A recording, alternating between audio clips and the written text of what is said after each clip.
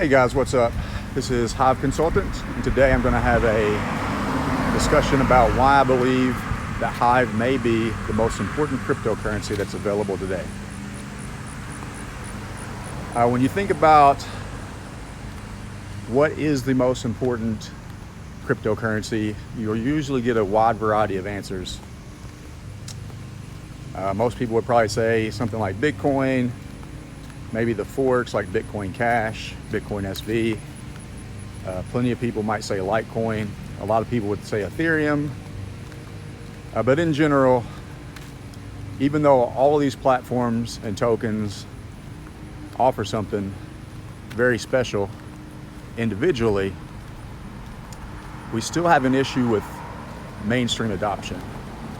And that's why I believe that while Bitcoin might be the end-all be-all right now, in order to get people into Bitcoin, into Ethereum, into Litecoin, into crypto in general, it's going to take something more like Hive to probably draw mainstream attraction, your average users. And I think there's a couple of reasons for this. One of the reasons is when we look at the user interfaces, anyone that's been in crypto for a long period of time, such as myself, you know, if you were back there in the early days, you have seen a wild transition to what we have today. And whether it was back then or whether it's now, when you take your average person, the user interface, the experience is typically not there yet. Some of your younger generation that grew up with the internet, grew up with computers and handheld devices, they're likely to be able to figure out the technical aspect and the user interface, but they don't always have the incentives yet. So one of the reasons I think that we don't see mainstream adoption is ease of use. The next thing is, I don't think there's a need. So even if someone is smart enough or has the patience and the time to put into it to learn these things, learn how to use a Bitcoin, an Ethereum, a Hive, and you know, all the different terms like smart contracts, blockchains, block explorers, it doesn't necessarily mean that just because they're smart enough that they have incentive to get on there and learn. Mainly because when it comes to money, they have banks, they have payment apps like Cash App, PayPal, etc. When it comes to social media, they've got any wide variety of easy to use, popular social media platforms where all the people are already there. And in many cases, and this is one of the most important, even though there's a financial incentive from an investment standpoint to learn Bitcoin, to learn crypto, it doesn't necessarily mean that the end user needs it. They have a job, they make good money. Maybe they even make good money on mainstream social media through advertising or referrals or product sales.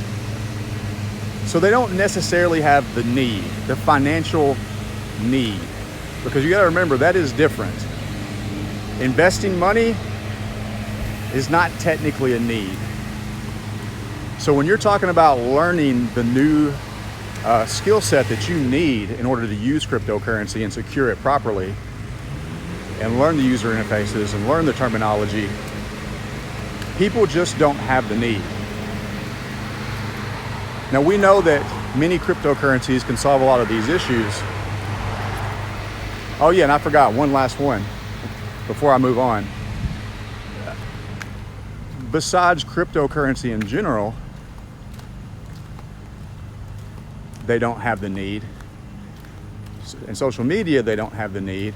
When it comes to commerce, they don't have the need.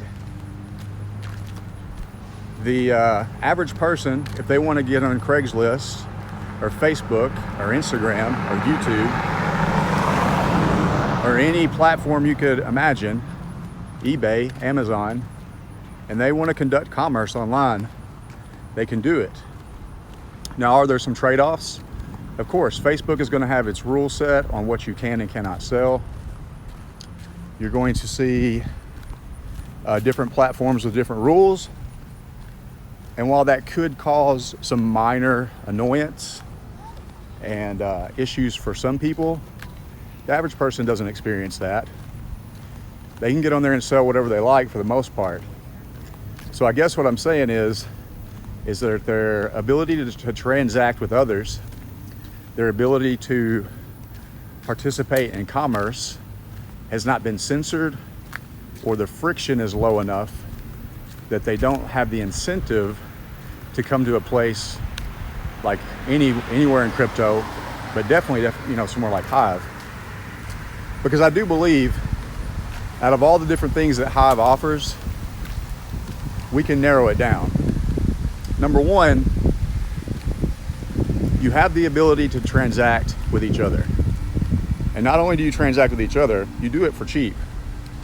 I mean, there is very little cost on the Hive blockchain compared to a blockchain like Bitcoin, Ethereum, or many others where the transaction fees are high. Well, Hive doesn't have any transaction fees.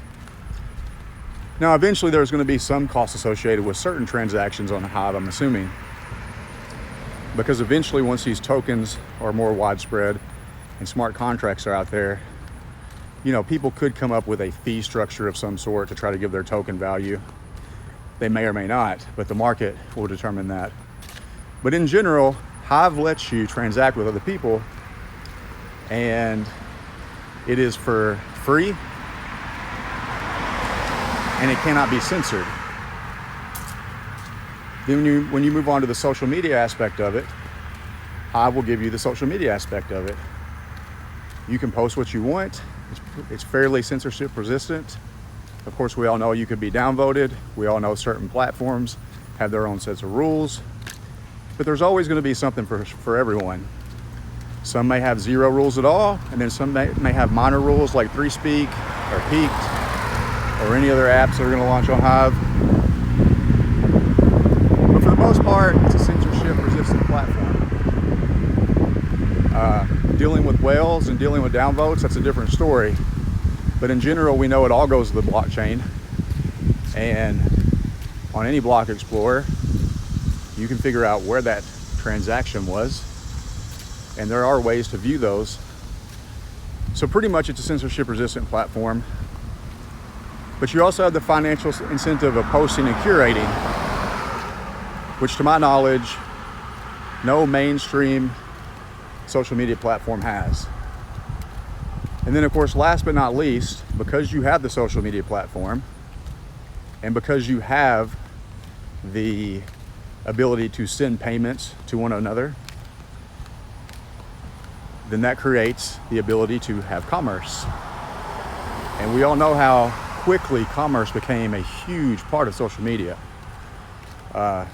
In the early days of social media, all the way back to like Friendster, MySpace, before Facebook even existed, we immediately saw the impact. It didn't take long for people to realize, hey, if you're not on social media, you're missing out on a huge revenue stream. And then over the years, it's morphed into what we see today.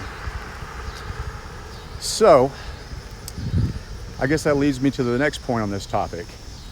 We know what the barriers of entry are. And the number one barrier is they don't have the incentive yet. We also know what Hive can provide as far as the ability to transact, the ability to post on social media with financial incentive to post and curate, and of course, the ability to conduct commerce. So if it offers those three things right now, and we see some adoption, but it's definitely not widespread mainstream adoption, I still believe that you need other factors besides the investment factor and besides the censorship factor. And I think we are starting to see that rapidly transform right in front of us. When you look at the last 6 months, because remember, your average person that you're friends with, your average family member, the average people you speak to and see on social media every single day, those average people are not libertarian, they're not anarchist, they're not ANCAPs. Most of them are probably right-wing or left-wing, Democrat, Republican, everyday people that go to work, live their lives. Even if they agree with some of the principles that we tend to agree on in the blockchain space, that alone does not attract a lot of new users. Now, are there a lot of people from the liberty movement, such as libertarians, ANCAPs, anarchists, different people like that? Are there different people in the blockchain, Bitcoin, and Hive space? Of course. But your average person, that's not them. So when you look at the last 6 months, everything that we have seen since COVID-19, from the financial and economic situation that it has occurred, all the way down to the censorship that we see on social media, these things are rapidly changing, and we're just in the first wave. We don't know how quickly, if ever, things will go back to normal, if they ever do.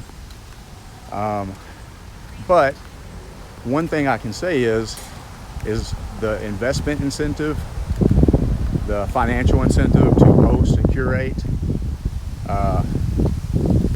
even some of the censorship. Because you have to remember, there's still other platforms that provide some levels of censorship resistance, such as Gab, maybe some other blockchain ones. But even the censorship hasn't necessarily driven your average person over to Hive. They aren't leaving where all the people are at. All the people are on Facebook, Instagram, YouTube, Twitter. But one thing I will say is, now more than ever, when you look around and you see what's going on with the censorship that we've seen just from the discussion and the way these people have the fact checkers and the reporting of each other. Your buddy reports you because you posted something he disagreed with, and Facebook goes back and deletes your posts, or you get strikes against you, or Facebook jail, or they delete your YouTube or your ability to earn ad revenue on YouTube, or they delete the video. The average person probably did not care about that early on. If you go back to as far back as 2015, 2016, somewhere in that time frame, a lot of these people were beginning to see the censorship and the deplatforming. But your average person didn't care. Maybe they don't have the same political ideology as you. Maybe the person like Alex Jones, who gets taken off of all social media platforms, they think, well, he's a loony, he's crazy. They don't have a frame of reference to care, because A, it's not affecting them, they're not being censored. And if someone is being censored, many people tend to think, well, if he's being censored, he must have said or did something wrong. And policing platforms is an important part of social media, and that's one thing I think Hive does a great job of. Whether you like the whales and downvotes and other stuff, I would much rather be policed by my peers and we work through the technical problems of downvoting and disagreements. At least you have access to use that system of your peers, of other people on the platform. And for every person that would downvote you, there's still a lot of people that can upvote you. For every whale that can damage your reputation score, there's plenty of whales out there that can help your reputation score. So if you're right on an issue and you're truly being downvoted for a bad reason, it's not hard to get support on Hive. I mean, there's plenty of good people out there that will go to bat for you and try to assist you with reverse votes.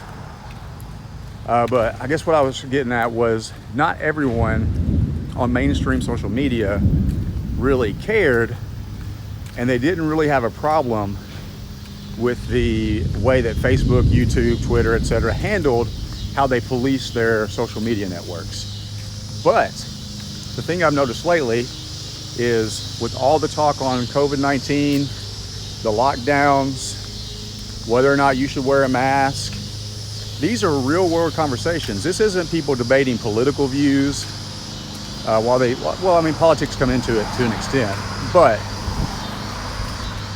these are everyday issues in the COVID-19 era that everyone's taking part in. And if you're not talking about it, you're still seeing it, you're still reading it. You know people who have opinions on both sides of those issues when it comes to COVID, the lockdowns and masks. And I think that is one thing that your average person who did not pay attention before, they're paying attention now.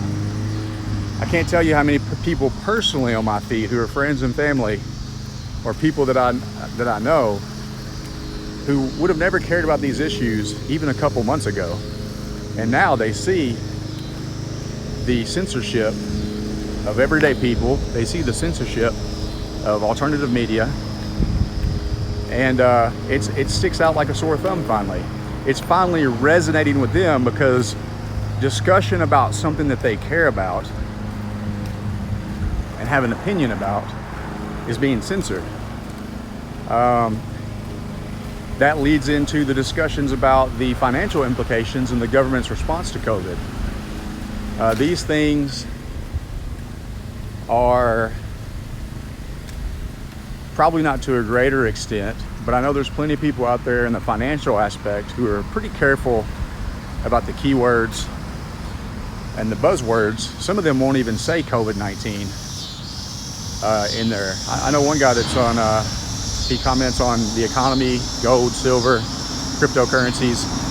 Like, he won't even say the word COVID-19 because he knows that once he does, the likelihood of an algorithm monitoring his content closely could come back and get him. So he uses buzzwords, code words. But this is starting to get the attention of your average person. So we know the difficulties of some of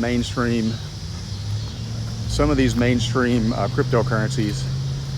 And Hive, for the most part, is relatively easy to figure out. But people just have not had the incentive or the need to go and figure it out. But I do think that we could possibly see within the next few months or year that more and more people have the need.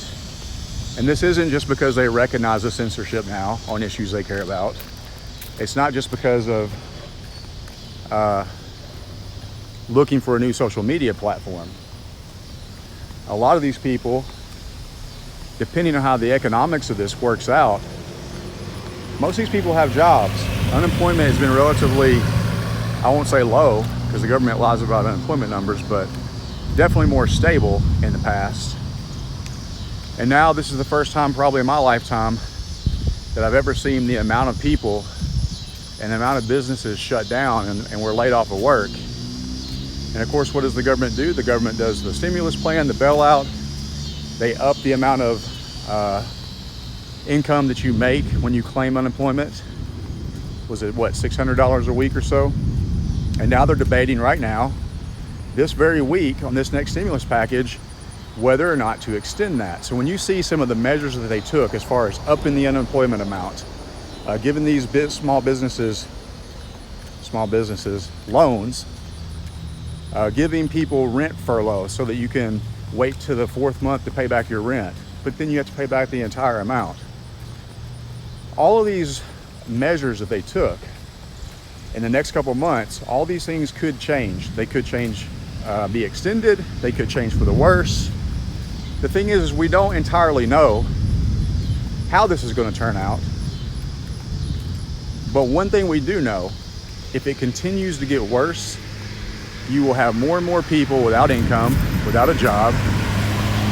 And I do believe that the era that we are entering into could be the actual incentive needed for blockchain in general, for cryptocurrencies in general, But more than that, I believe that Hive may be the most important piece of that puzzle, at least currently. I mean, there's only a couple of blockchain-based social media apps, maybe a couple on ETH. Then you got Twitch on Bitcoin SV, I think.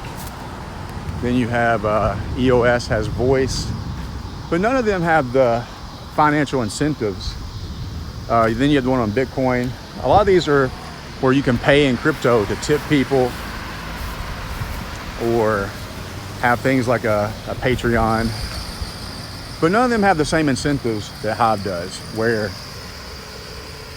when you post, you have the potential to earn, and when you curate, you have the potential to earn. The more people are out of work, the more they're struggling financially, the more they see the censorship, and possibly even the ability, because you don't know what's going to happen in the next few months, not just with jobs on the financial spectrum. You don't know what's going to happen with the US dollar, or any currency in the world for that matter.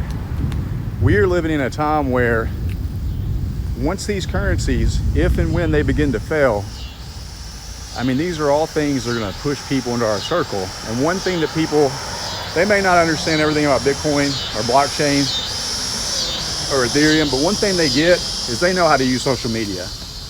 They've just never had the incentives to come over to Hive and try it. Or if they came and tried, when they looked at all the extra steps that you had to jump through to figure all this mess out, even though it's relatively easier, I get past this noise. Even though Hive may be relatively easier than some blockchains to learn, because you have the usernames rather than the wallet addresses. The wallet is pretty self-explanatory. And of course, like Peaked and some of the other ones have good explanations of what each token is. While that could be easy for most people to learn, I just believe they've never had the incentives. And I think now more than ever, our society is being quickly pushed towards people finally having the incentive, not the incentive to invest, not the incentives that they don't necessarily care about, that have never pushed them there already. Now when they come to Hive, they may be without a job, they may be struggling. So this is the time to really spread the word, I believe. Because if you want people to learn about blockchain in general and about Bitcoin ultimately, one of the easiest ways to get them interested, whether it's a single person, a family, a friend, a business, now more than ever, Hive is very, very, very attractive. If you tell someone that they can potentially create an additional revenue stream directly from posting on social media, and you tell them that there's a built-in platform basically to conduct commerce, a lot of people are more open now than they've ever been to at least give it a shot, at least give it a try. So I think now more than ever is the time where we are about to see people being rushed into the cryptocurrency space. And when I say now, it may not be next week, it may not be this month, it may not be 2020. But if things continue down the path that we are currently on, within the next few months to years, I think you're going to see a lot more people be a lot more open-minded to this technology, a lot more open-minded to how they can use cryptocurrency as an investment, how they can use blockchain for their business. The trust seems to be rapidly, I don't know if I'll say failing, although some of these people definitely probably are losing faith in the system. Now, they don't necessarily know the answers. They don't know exactly how to fix some of these problems and how blockchain and cryptocurrency could impact their lives when it comes to dealing with a lot of these issues. But they're definitely noticing that something is not right, something is wrong. Some of these things don't seem fair. And I think they're more open-minded and more willing to at least take a look. And I think before long, they won't just be taking a look.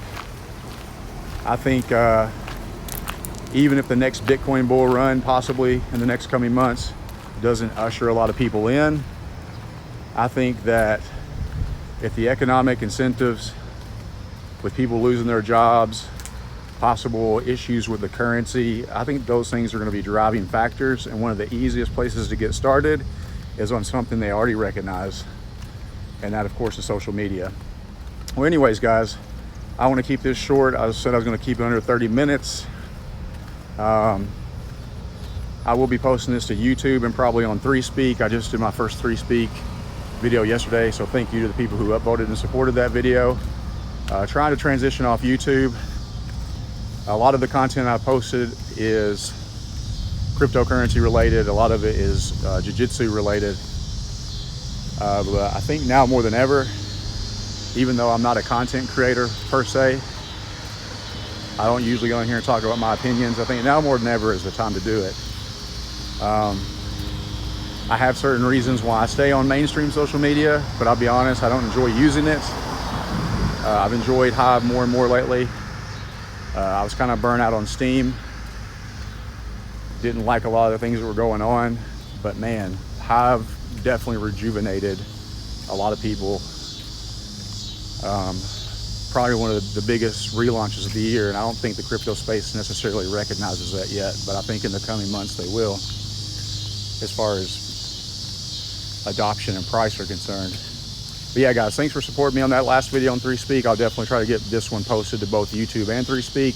I think my next video is actually going to be on something that I need to do some research on. It's kind of an idea that I have around burning Hive tokens. So definitely tune in next time.